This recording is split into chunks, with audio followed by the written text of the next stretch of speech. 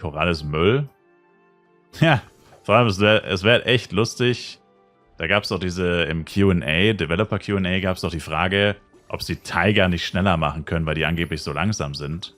Weil ich mir da ehrlich gesagt weiß gar nicht, ob das stimmt, aber sie haben nicht gesagt, dass es nicht so ist. Also I guess, es ist irgendwie was dran. Wäre mir jetzt so direkt eigentlich nie wirklich aufgefallen. Es kann auf jeden Fall nicht extrem viel sein, weil sonst wäre es ja ein Bug eigentlich. Aber ja, auf jeden Fall will ja irgendein Spieler will ja, dass die schneller gemacht werden. Oder I guess, vielleicht mehr als einer, sonst hätten sie die Frage vielleicht nicht aufgenommen, wenn es wirklich nur einer gewesen wäre. Auf jeden Fall wäre das RIP. Weil Tiger sind eigentlich der beste und vor allem noch ziemlich noob-friendly Spot, weil die Tiger noch nicht so ultra viel HP haben. Und das sind ja eigentlich auch die ersten Monster, wo man Hit and Run spielt. Weil bei Aatrox Hit and Run ist ja absolute Kretze.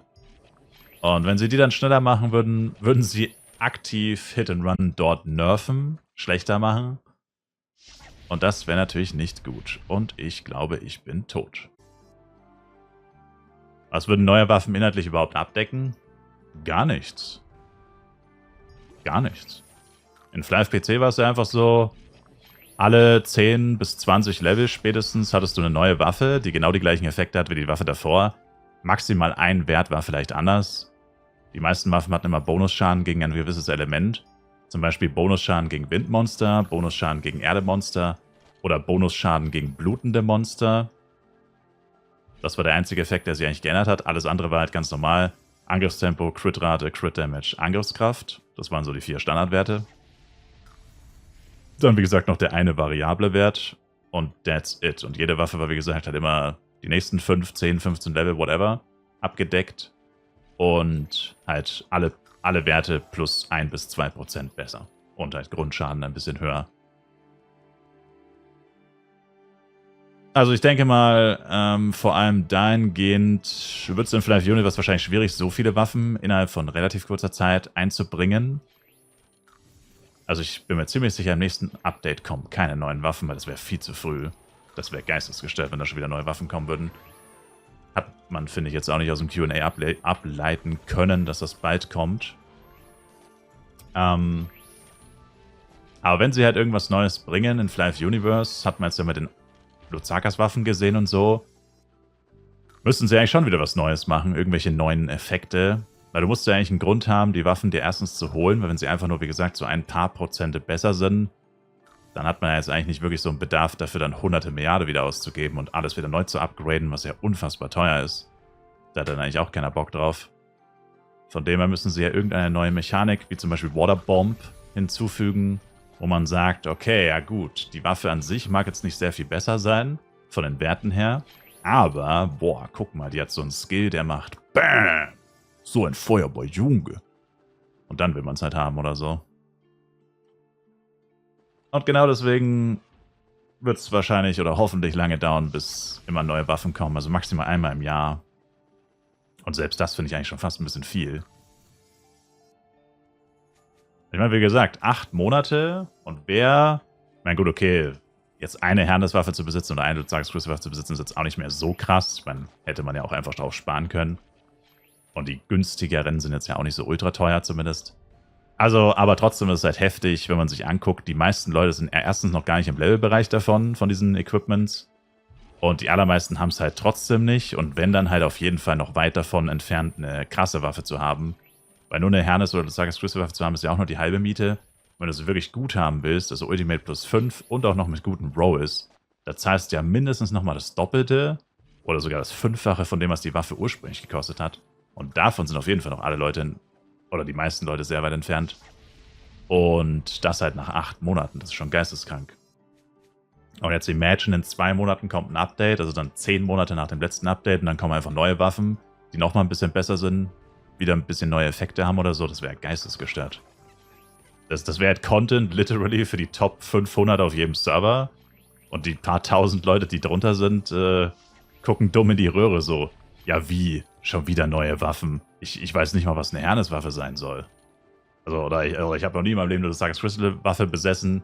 Und jetzt kommen einfach fucking Royal-Waffen. Also, das wäre absurd.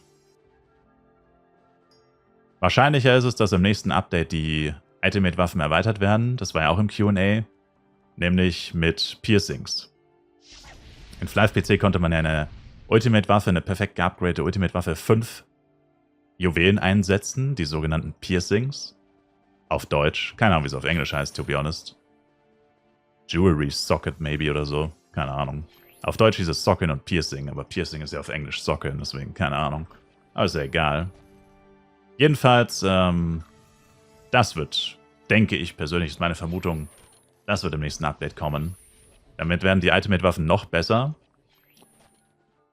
Und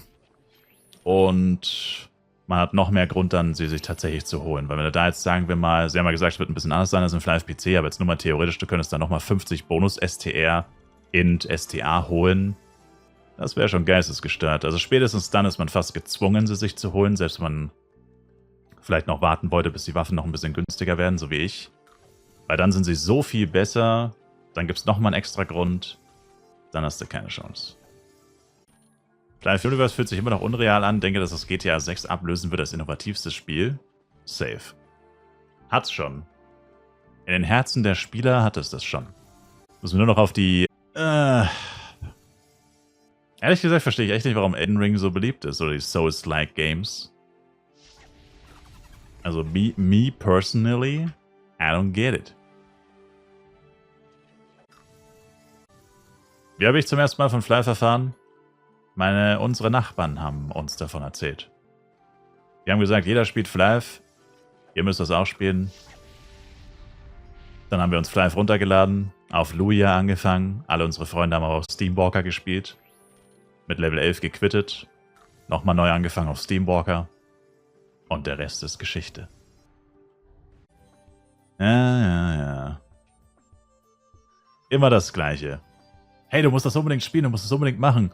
Eine Woche später. Hey, yo, und wie läuft's bei dir? Ja, was, du spielst das noch? Ich habe schon vor 6 Tagen aufgehört. Jeder, der das jetzt noch spielt, ist ein absoluter Loser. Wir spielen jetzt alle XY. Und du so. Aber du hast gesagt, aber, was? Scheiß Hater. So. Let's freaking go, baby. Gib uns die Diamonds. Gib uns die Diamanten. Ich brauche Diamanten. Bin wie ein Bankräuber. Ich gehe erst, wenn ich hier ein paar Diamonds sehe. Weil warum sollte eine Bank Diamanten haben? Tja, Fun-Frage. Ab sofort höre ich nur noch Musik von Leuten, die Flive spielen. So wie Elvis und Michael Jackson. Und diese eine Frau auf TikTok. Yeah. Das hört sich schon eher nach dir an.